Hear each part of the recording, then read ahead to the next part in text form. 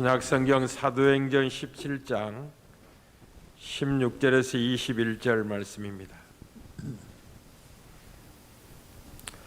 사도행전 17장 16절부터 21절 말씀까지 되겠습니다. 바울이 아덴에서 그들을 기다리다가 그 성에 우상이 가득한 것을 보고 마음에 격분하여 해당에서는 유대인과 경건한 사람들과 또 장터에서는 날마다 만나는 사람들과 변론하니 어떤 에피쿠로스와 스토아 철학자들도 바울과 쟁론할세 어떤 사람은 이르되 이 말쟁이가 무슨 말을 하고자 하느냐고 어떤 사람은 이르되 이방신들을 전하는 사람인가 보다 하니 이는 바울이 예수와 부활을 전하기 때문이라. 그를 붙들어 아레오박으로 가며 말하기를 내가 말하는 이 새로운 가르침이 무엇인지 우리가 알 수 있겠느냐. 내가 어떤 이상한 것을 우리 귀에 들려주니 그 무슨 뜻인지 알고자 하노라 하니 모든 아덴 사람과 거기서 나그네된 외국인들이 가장 새로운 것을 말하고 듣는 것 위에는 달리 시간을 쓰지 않음이더라. 아멘. 기도할 수 있어서 참 행복합니다. 무엇보다도 함께 기도할 수 있어서 감사하기도 하고 참으로 행복합니다. 기도는 하나님의 임재를 누리는 최고의 행복한 순간입니다. 기도는 모든 상황을 역전시키는 하나님의 일하심의 수단이기도 하고 하나님의 능력을 끌어다가 쓰는 효과적인 방법이기도 합니다. 기도는 우리의 약함을 강함으로, 우리의 결핍을 하나님의 풍성함으로, 우리의 무능을 유능으로 바꾸는 하나님의 일하시는 수단이 기도입니다.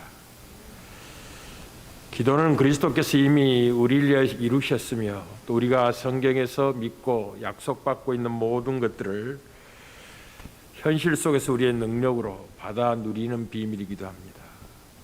기도하지 않는다면 신앙은 관념에 불과합니다. 그러나 기도한다면 하나님의 약속이 실생활에서 어떻게 체험되어지고 확인되어진지를 누리게 될 겁니다. 그러니 성경은 끊임없이 기도하라고 우리에게 권면하고 있고 늘 깨어서 기도하라고 가르치고 있습니다. 이 밤에 하나님을 간절히 찾고 부르짖는 복된 기도의 시간이 되기를 바랍니다. 우리는 사도행전의 말씀을 살펴보고 그런 다음에 기도하고 있는 중에 있습니다. 오늘 본문은 바울이 제2차 선교 여행의 때에 아덴에서 복음을 전하는 사건을 다루고 있고 복음의 핵심을 증언하기 전에 그 아덴의 분위기를 우리에게 알리고 있습니다. 먼저 이 사도 바울이 아덴에 온 배경을 좀 이해할 필요가 있겠습니다. 데살로니가에서 새 안식일 동안 관례를 따라 해당에 가서 성경을 가지고 강론하며 뜻을 풀어서 그리스도의 해 받으심과 그런 후에 부활할 것에 대한 말씀을 전하게 되었고 그가 전하고 있는 예수가 곧 그리스도라는 사실을 전하게 되어서 어떤 사람은 경건한 헬라인의 큰 무리와 적지 않은 기부인들도 믿음의 세계로 들어오게 됩니다. 그러나 유대인들은 시기하여 불량한 사람들을 동원해서 소동을 일으키게 되고 바울과 그 일행을 잡고자 했지만 바울과 그 일행은 이 베레아로 피신을 하게 됩니다. 대신 야손과 다른 형제들이 붙잡혀서 많이 곤욕을 치르고 보석금을 내고 풀려나는 사건이 데살로니가에 있었습니다.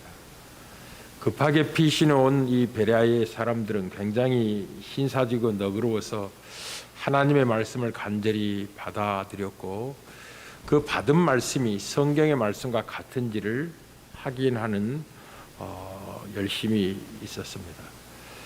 그런데 이 베레아에서 80km나 떨어지는 데살로니가에 있는 유대인들이 바울 일행이 베레아에서 하나님의 말씀을 전한다는 소식을 듣고 그곳까지 쫓아와서 소동을 일으키고 체포하고 붙잡으려고 합니다. 그때 말씀을 받은 베레아 사람들이 급하게 바울을 바다까지 가게 해서 실라와 디모데를 대동하지도 못한 채 바울만 인도하여 아덴까지 이르게 합니다. 이때 바울은 실라와 디모데를 속히 내게로 보내라라는 명을 하고 아덴에 머물러 있는 동안에 그들을 기다리고 있는 중인데 기다리고만 있을 수가 없었습니다. 왜냐하면 그 아덴에 우상이 가득한 것을 보고 마음이 격분하여 견딜 수가 없었기 때문에 그렇습니다. 이게 아덴에 온 배경이고 이제 아덴에서 사역을 시작하는 시작입니다. 우상이 가득한 것으로 마음에 격분했다라는 거죠. 바울은 이 실라와 디모데 오기를 기다리고 있을 수만 없었습니다. 그 성에 우상이 가득한 것을 보고 예수와 그 부활을 전하지 아니할 수가 없었습니다. 왜냐하면 바울 안에 누가 계셨느냐 하면 하나님이 계셨기 때문에 그렇습니다. 바울은 그 힘써 수고한 그 이유를 골로새 교인들에게 골로새 1장 29절에 이렇게 증언합니다. 이를 위하여 내 속에서 능력으로 역사하신 이의 역사를 따라 자기 속에서 일하시는 하나님의 열심을 따라 그 말입니다. 힘을 다하여 수고한다고. 자기의 수고는 자기 홀로의 수고가 아니라 자기 안에 계신 하나님의 열심의 분출이라는 것을 이야기하고 있습니다. 예수님의 일하심도 예수님도 동일하게 말씀을 하셨습니다. 예수께서 이르시되 아버지께서 이제까지 일하시니 나도 일한다. 내 안에 계신 하나님, 내 아버지께서 안식일에도 병든 자를 고치고 죽은 자를 살리는 선한 일을 행하기에 열심 있는 그 열심으로 인류를 구원하기를 원하는데 아들 된 내가 어떻게 시겠느냐라고 말하는 그 열심으로 사도 바울도 동일한 마음을 가지고 아덴의 우상이 가득한 것을 보고 해당에서는 유대인과 그리고 경건한 사람들과 변론하고 또 장태에 가면은 만나는 사람들마다 날마다 변론했다는 거죠. 그 중에 철학자들도 있었다. 에피쿠로스 학파와 스콜라 학파의 사람들도 만나 쟁론했는데 그들이 바울이 이상한 것 가르치는 소식을 듣고 이 말쟁이가 말이야.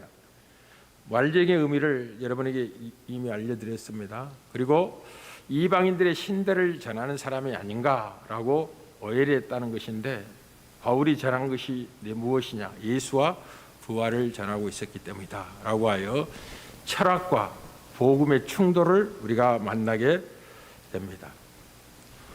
철학과 이 복음의 충돌, 이 굉장히 중요한 충돌이고 이 아데네스의 사역의 어떤 결론을 고린도에 가서 자기 간증처럼 이야기하는 것을 고린도서 2장에서 만나게 됩니다. 어떤 철학도 죽음의 문제를 해결할 수 없기 때문에 참 진리일 수는 없습니다. 어떤 철학도 죽는다는 사실을 알, 인간이 죽는다는 것은 실존적으로 경험되어지는 것이고 매일 보고 듣는 것이기 때문에 알 수 있지만 왜 죽는지 그 이유는 알 수가 없습니다. 왜 죽는지 이유를 철학이 설명할 수 없기 때문에 답도 이야기할 수가 없습니다. 그러니 철학은 어떤 사상은 참된 진리일 수가 없는 거죠. 따라서 철학과 사상이라는 시대를 따라 옷을 갈아입습니다.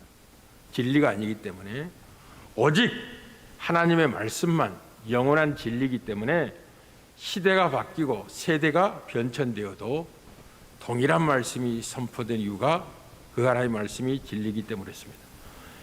예수 안에 부활이 있다는 것은 영원한 진리입니다. 예수 안에 유일한 죽은 자의 다시 살아남이 있습니다. 죽음의 문제가 극복된 모든 철학과 사상이 목적하고 알고 싶어 했고 도달하고 싶어 있는 그 지점을 단순한 메시지 속에서 확인시키고 있습니다. 여러분, 이 아덴 사람들과 외국에서 온 나그네들, 이렇게 먹거리가 다 해결된 귀족들과 귀족의 자녀들이 그 당시 그 헬라 시대는 헬라 철학과 사상이 굉장히 힘을 쓰고 있는 시대이기 때문에 이 아덴에 와서 많은 철학의 이야기를 듣고 자기 생각을 이야기하는 것은 큰 자랑이었고 한 번쯤은 아덴에 와서 그런 경험하기를 원했는데 수많은 사람들이 모여와서 그렇게 새로운 것을 말하고 듣는 것 외에는 달리 시간을 쓰지 않았다는 거죠. 그 말이 무슨 말이냐면 아무리 새로운 것을 들어도 답이 되지 않았다는 것입니다. 답이 되었다면 더 이상 새로운 것을 찾을 필요가 없죠. 들을 필요가 없죠. 새로운 것을 말할 필요가 없죠. 아무리 듣고 말해도 영혼의 굶주림과 갈망을 해결할 수 없는, 답이 되지 않는다는 사실 앞에 끊임없이 새로운 것을 찾아야 됐으며 말해야 된 거죠. 그러나 바울은 철학을 이야기하는 게 아닙니다. 생명을 이야기하는 거죠. 예수 안에 생명이 있다. 예수 안에 죽은 자의 부활이 있다. 인간은 죄 때문에 죽는데 그리스도 예수를 믿는 믿음 안에 제삼이 있다. 그를 믿으면 하나님이 어떤 죄를 짓는 죄인이라 할지라도 죄를 용서하시고 죽는다 할지라도 영원히 죽지 않냐고 다시 살아 영생을 누리게 된다는 이 참된 복음을 전하게 됩니다. 그러나 그들은 이 예수와 부활을 전하는 것을 철학자들은 상상도 할 수 없는 새로운 것으로 생각을 했습니다. 도저히 이해할 수 없는 진리였습니다. 그럼에도 불구하고 그들이 아레보가오라는 이제 이 공적 사적 재판의 자리에서 공개적으로 어떤 대상을 세워놓고 질문하고 대답케 하는 그런 광장입니다. 재판석이라고 하기도 하죠. 그런 곳에 가서 한번 네가 말하고 있는 새로운 도에 대해서 이야기를 해보면 우리가 듣고 한번 생각해 보겠다고 초청을 하게 되는 거죠. 사랑하는 성도 여러분, 그들의 영혼 깊은 곳에 참 진리에 대한 갈망이 있었기 때문에 그렇습니다. 아무리 새로운 것을 듣고 말한다 할지라도 해결할 수 없는 영혼의 공고함이 있었기 때문에 바울을 초청하게 되는 거죠. 기억하십시오. 모든 인간은 하나님 안에서만 안식이 가능하고 평안이 가득하다는 기억하십시오.